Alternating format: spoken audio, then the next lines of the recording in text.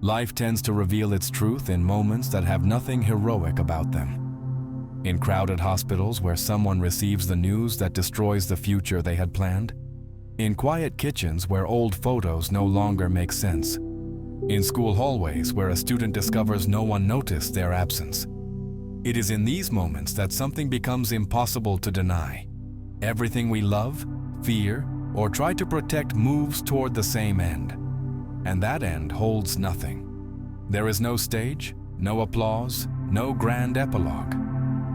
Only erasure people try to disguise this fact with goals, rituals, motivational slogans. But the real world does not negotiate. Time grinds everything with the same coldness. A mother who loses her child in a flood finds no purpose in the tragedy. A city destroyed by fire receives no explanation. Human history is full of lives stolen without warning, dreams amputated in a second, families dissolved as if they had never existed. And no matter how much we try to argue meaning, the world answers with the same hard logic. Nothing lasts. Schopenhauer said life swings between pain and boredom, and the Buddha was even clearer when speaking about impermanence and suffering. Everything changes without asking permission. Everything slips through the fingers. Everything falls apart, even if we fight with all our strength. It is strange, but also honest. The oldest truth in the world is this: nothing has a solid core. Nothing carries a permanent essence. It is this way with bodies, relationships, countries, memories. It is this way with you. It is this way with me. And in that recognition, a bitter beauty appears. Not a comforting beauty, but a beauty that cuts. Because if everything returns to nothing, every human gesture becomes tragic and grand. At the same time, tragic because it will disappear. Grand because it exists despite that. The paradox no one wants to admit is that the void always wins. And even so, we keep breathing, loving, trying. Maybe out of ignorance, maybe out of despair. Maybe because of some ancestral reflex we still cannot explain. But refusing the end does not change the end. Reality does not need our approval. It only needs to continue the way it always has. And when we face this truth without makeup, without forced hope, without the usual tricks of cheap optimism, something becomes clear. Knowing that everything ends in nothing does not diminish us, it reveals us. This video is about that, about staring directly at the beauty inside inevitable disappearance, about recognizing the cruel sweetness of the void, about accepting that nothing belongs to us because nothing lasts, about understanding, finally, what so many tried to avoid. Nothingness is not an enemy. It is destiny. People rarely notice how fragile their world is until something cracks without warning. One moment, a life feels steady, predictable, almost safe. The next, everything that once seemed solid dissolves with the precision of something that was never meant to stay. That fracture is the hook life uses to remind us of its first and only law. Nothing holds. This truth is older than philosophy. The Buddha spoke of impermanence not as a theory, but as a blunt observation. All conditioned things are unstable. Schopenhauer sharpened the wound by insisting that existence carries its own collapse inside it. Their words are not metaphors. They are reports from the front line of being alive. Everyday scenes confirm what they said. A man who kept a lifetime of letters discovers the ink has faded beyond recognition. A couple that once swore eternity now passes each other like strangers in a supermarket aisle. A grandmother who used to tell stories forgets her own name. None of this is exceptional. It is the architecture of reality doing exactly what it was built to do. The void is not an intruder. It is the structure beneath all things. Impermanence is not a tragedy imposed from outside, but the nature of everything we touch, everything we build, everything we are. And the sweetness in this cruelty comes from understanding that resistance changes nothing. Hope does not negotiate with physics. Love does not overturn entropy. Dreams do not override decay.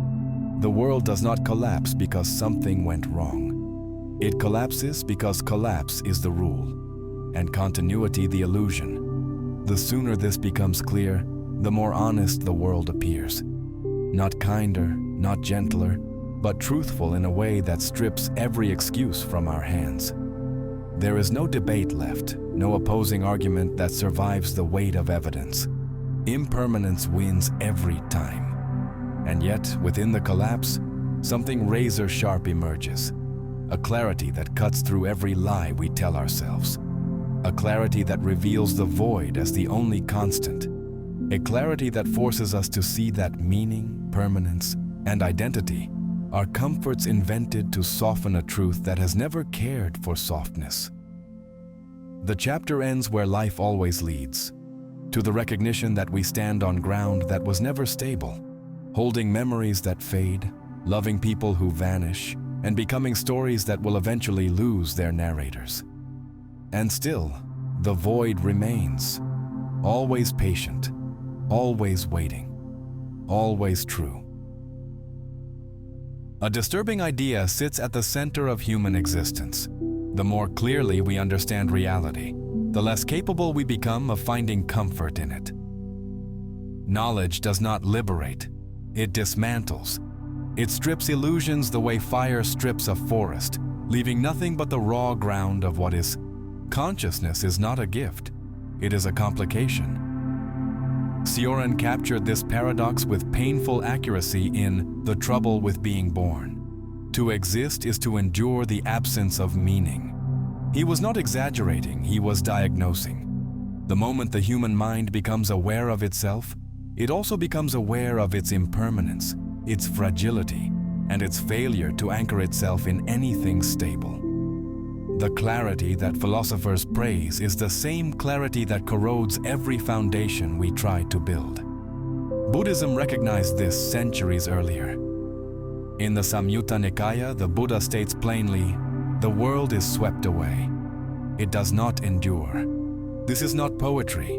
It is a forensic statement about the structure of existence. Everything observed dissolves. Every sensation vanishes. Every thought breaks apart.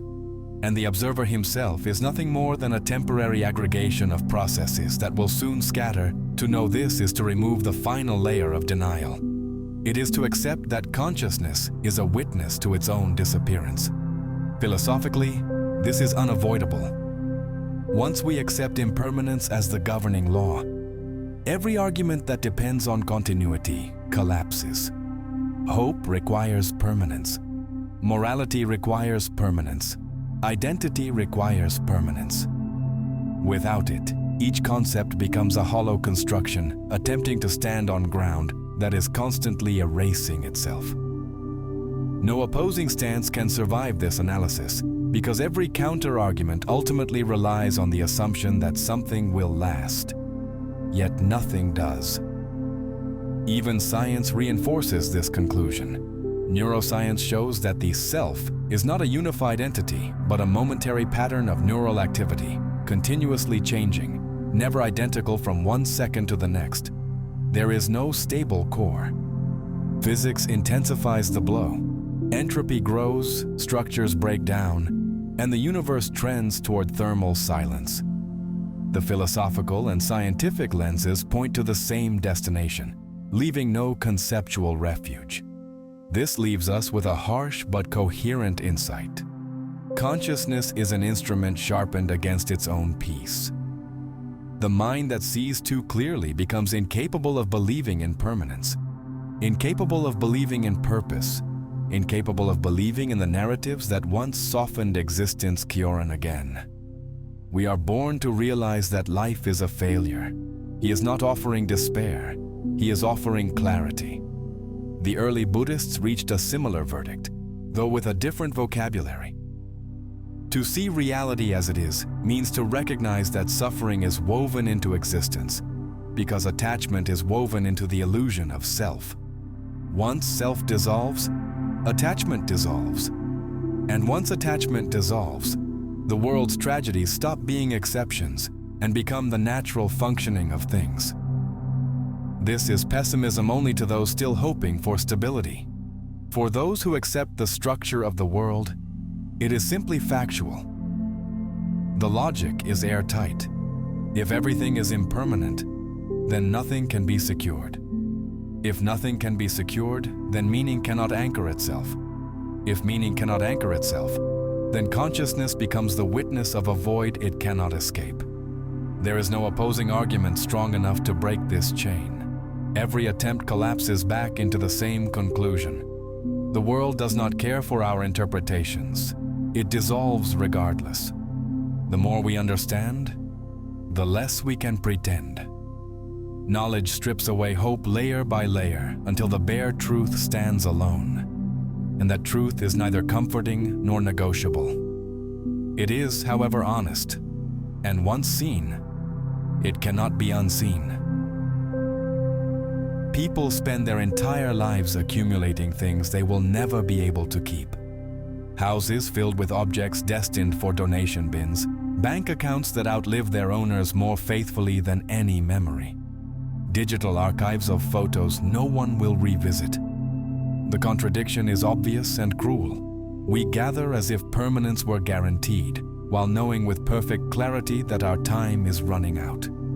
This is not ignorance, it is denial in its most polished form. Philosophers have long recognized this absurdity. Nietzsche called it the tragedy of becoming, the constant motion toward dissolution, masked by our frantic attempts to solidify the temporary. Schopenhauer pointed to this same hunger for permanence when he wrote that desire knows no end. Because the end, when it finally arrives, erases the subject entirely. And the Buddha dismantled the illusion at its root by insisting that the self we try to protect does not exist as a lasting entity. We accumulate not because we need, but because we fear the void that waits beneath every possession, every achievement, every identity. Modern life only intensifies the contradiction. People hustle for promotions in companies that will forget their names within a month of their departure. They buy subscription after subscription, trying to fill their hours with stimulation, yet report rising rates of emptiness. They sacrifice years for degrees and titles that lose relevance as industries evolve. It is a quiet tragedy. Individuals constructing elaborate towers of meaning out of materials designed to crumble. Even psychology confirms what philosophy already understood. Studies on hedonic adaptation show that humans return to baseline dissatisfaction regardless of how much they acquire. Gains evaporate. Satisfaction evaporates. The self that enjoys them evaporates. The data does not negate the philosophical insight. It reinforces it. No matter how much we accumulate, we cannot escape the mathematical certainty that everything returns to zero. This leaves the human condition hanging in a strange imbalance. We behave as if our actions carry cosmic weight, but every law of existence points to the opposite conclusion. Civilizations rise, collapse, and are buried under the soil without leaving a trace strong enough to resist erosion. Families preserve traditions until the generation that forgets them arrives, which it always does. Even our fears follow the same pattern. They feel enormous while we are alive, then vanish instantly the moment we are not. Philosophy applied to everyday life exposes a truth that cannot be refuted. The dilemmas faced by ancient thinkers have not disappeared. They have simply been updated with modern packaging. The worker chasing productivity is the same as the monk chasing enlightenment, or the nobleman chasing legacy. Each one is trying to outrun the same shadow. None succeed. The contradiction is not a flaw in human behavior, it is the essence of it. We accumulate because we fear meaninglessness, yet meaninglessness is the only guarantee the world offers. We desire permanence, yet nothing in our life lasts long enough to justify the desire. The world moves in one direction only. We collapse into insignificance no matter how heroic our efforts to resist. Once this becomes clear, the human experience reveals its true outline, a creature aware of its finitude, trying to build structures in a universe that erases them without hesitation. This realization is not uplifting, it is not inspiring, it is exact, and when confronted directly, it leaves no room for escape. Our efforts do not fail because we are weak, but because the structure of reality makes permanence impossible. The result is not despair, it is clarity, a clarity sharp enough to cut through every pretense that modern life tries to sell. A clarity that shows the futile mathematics of existence. Everything added will eventually be subtracted. Every gain is temporary. Every life ends at zero. There is a strange cruelty in the way human longing operates. We desire as if satisfaction were possible, yet every fulfilled desire expires the moment it is touched. The hook is undeniable. The very mechanism that promises fulfillment guarantees disappointment. The structure is rigged from the start. This is not a modern discovery. The Buddha announced it with disarming bluntness in the Dhammacakkappavattana Sutta. From craving comes suffering. Schopenhauer, centuries later, echoed the same truth with a darker tone. Every satisfied desire gives birth to another. The two stand worlds apart, yet they diagnose the same pathology. Desire is not a path to happiness. It is the machinery of perpetual unrest. In everyday life, this plays out with tragic precision. Someone finally achieves the relationship they idealized, only to discover that closeness dissolves into routine. Another breaks their back for a career milestone, only to feel the anticlimax hours after celebrating it. A parent dreams of a child's future, only to face the indifference of time dismantling the fantasy. These are not failures of circumstance. They are the natural consequences of desire itself. The object never delivers what the mind projected onto it. Earlier chapters expose the impermanence of the world and the futility of accumulation. This chapter cuts even deeper. The self that desires is as impermanent as the objects it seeks. In the Samyutta Nikaya, the Buddha dismantles the illusion methodically. The body is unstable, sensations are unstable, perceptions are unstable. Consciousness itself is unstable. If the desirer is unstable and the desired object unstable, how can the result be anything but suffering? No counterargument survives this logic. Desire assumes continuity. Reality provides none. Even modern psychology accidentally reinforces this ancient verdict. The more intensely someone wants something, the quicker they adapt to having it. Satisfaction fades. Excitement collapses. Neuroscientists can map this decline in reward response with painful clarity. The brain is structured to seek what will not last and lose interest once it is obtained. It is biological confirmation of a spiritual principle. But the philosophical implication cuts deeper than data can express. If desire guarantees suffering, and desire springs from the illusion of a stable self, then suffering is not an anomaly. It is the default texture of conscious existence. The world is not cruel. It is merely indifferent. The cruelty comes from our refusal to accept that indifference. Nagarjuna sharpened this further in the Mulamadhyamakakarika. There is no suffering in reality, only the mistaken belief in inherent existence. In other words, what torments us is the fantasy that things, people, and identities possess solidity. They do not. And because they do not, every attachment is a wound waiting to open. Daily life proves this with merciless consistency. Relationships fracture because the people in them are not the same from year to year. Goals collapse because the self that set them no longer exists by the time it reaches them. Even memories betray us, shifting, fading, distorting. The world does not break promises. It never made any. The lesson is unavoidable. Desire is not simply unwise. It is structurally incompatible with the nature of existence. No philosopher has found a loophole. No spiritual tradition has identified a stable refuge. No psychological theory has overturned the fundamental contradiction: wanting guarantees loss. The more deeply we want, the deeper the loss cuts. The human condition is defined by a longing that cannot be satisfied, a self that cannot be secured, and a world that cannot be held. If suffering dominates experience, it is because craving dominates the mind. And craving dominates because we refuse to face the truth that nothing, not even the one who desires, endures. Everything ends in nothing. This is not a metaphor, nor a poetic gesture. It is the only conclusion that survives the dismantling of every illusion we explored so far. Impermanence devours all forms. Consciousness exposes its own fragility.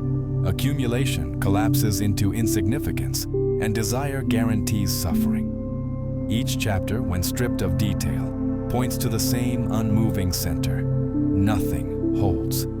The final clarity is simple. If everything dissolves, then meaning cannot anchor itself.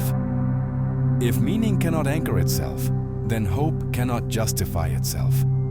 And if hope collapses, the idea of a stable self collapses with it. The whole architecture of human expectation disintegrates. What remains is the truth the Buddha articulated with almost surgical calm. All phenomena are empty, not some, not most, all.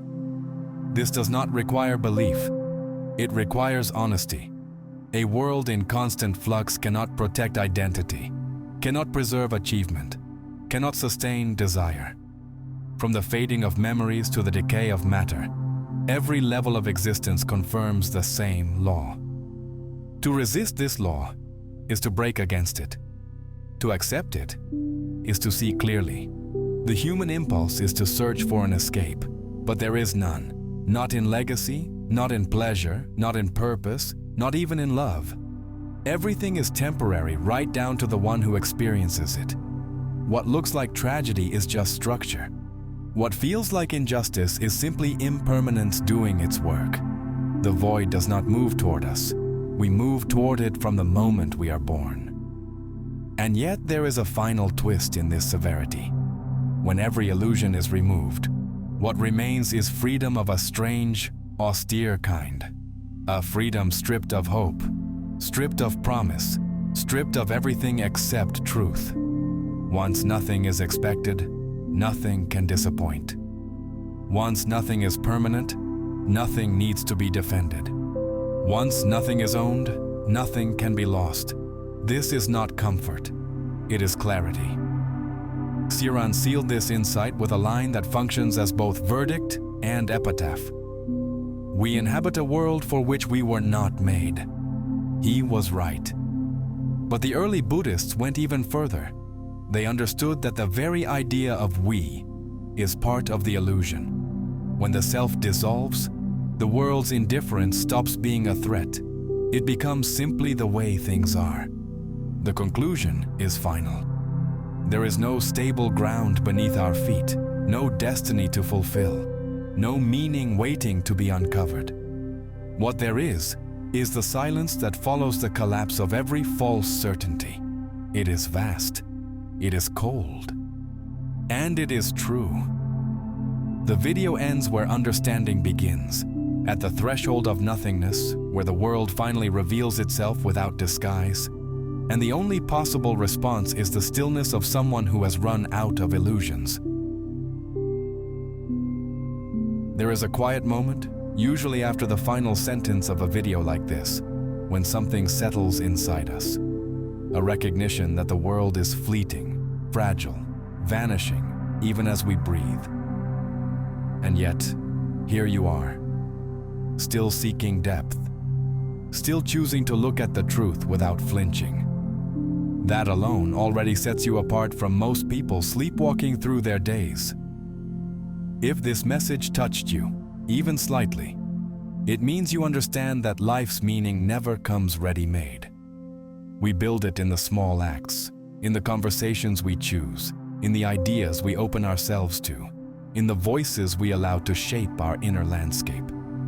This channel exists because people like you keep showing up, watching, thinking, feeling, and that support by itself already matters more than you know.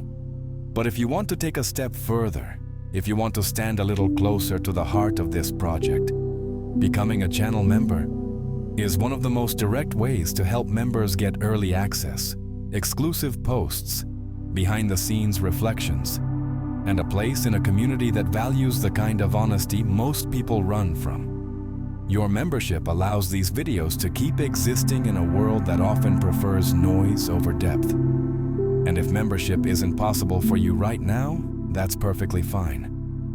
Even using the Super Thanks feature to show appreciation makes a real difference. It's a small gesture, but it keeps this work alive. And if all you do is watch, share, and stay with me until the end, trust me, that already helps more than you think. It tells me these ideas still matter to someone. Whatever you choose, thank you for being here. Thank you for thinking with me, and thank you for proving that, even in a world rushing toward nothingness, some minds still care about seeing clearly. If you feel connected to this space, consider joining. If you feel grateful, consider a super thanks, and if you simply feel something, stay. That alone already means everything.